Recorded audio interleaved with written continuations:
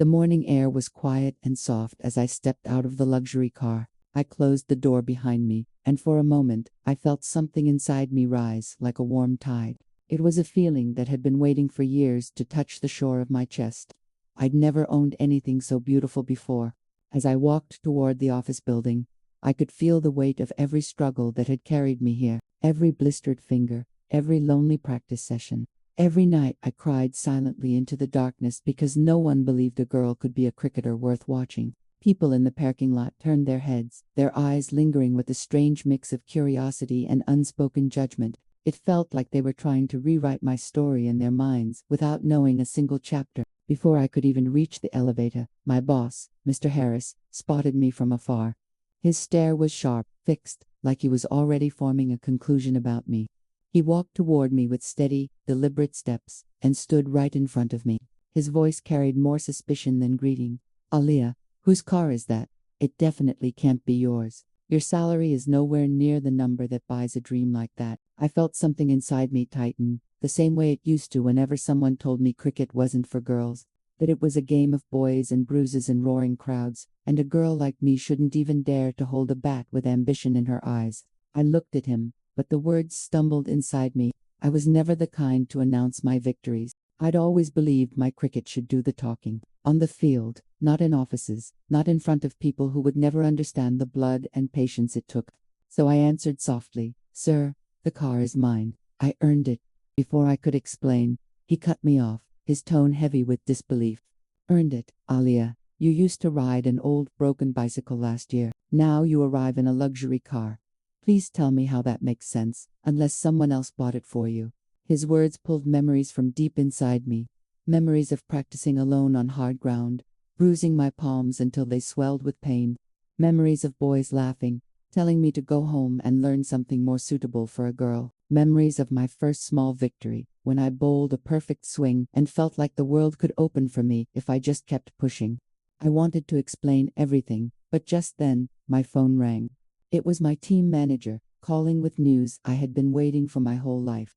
My selection for the National Women's Cricket Training Camp was confirmed, and so was the sponsorship deal that had given me this car.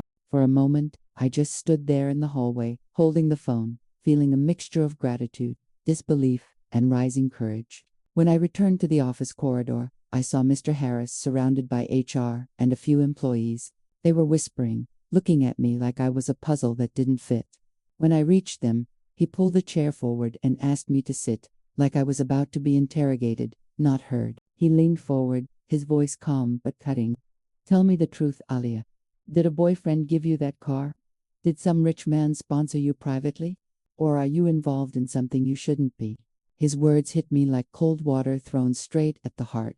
He didn't see the girl who had broken her limits again and again. He didn't see the victories I earned on cracked pitches. He didn't see the courage I had gathered from every fall. All he saw was a young woman with a luxury car, and he made assumptions that hurt more than I expected. I closed my eyes for a moment and heard my mother's voice from years ago, whispering gently, "My daughter, the world doesn't understand you until you show them. Not your smile, not your tears, but the truth carved by your scars. Never hide who you are." I opened my eyes, looked at my boss, and said with steady strength, "Sir, no one gifted me anything. I am not involved in anything wrong. I am a cricketer. I have been selected for the National Women's Cricket Program, and the car is part of my sponsorship deal." The entire room fell silent. Mr. Harris stared at me, shocked, confused, and almost humbled.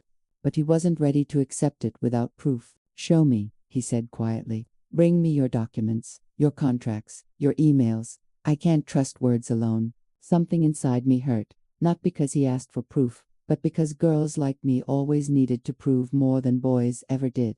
But I didn't argue.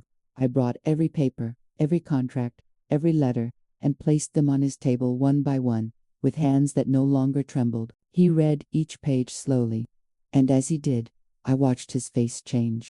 I watched disbelief melt into realization, and realization melt into guilt. His shoulders dropped slightly, his breath came heavier. After finishing the last document, he leaned back in his chair, closed his eyes, and exhaled deeply. Then he opened them, looked at me, and said softly, "Aliyah, I am sorry.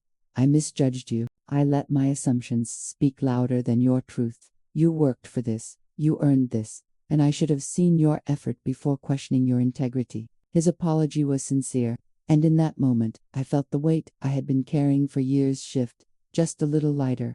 He continued, "If you'll allow me, I want the company to support your journey. We will sponsor your training, give you leave whenever you need, and help you balance both your career and your dream." It was the first time I saw real honesty in his eyes, the kind that grows only after a person confronts their own unfairness.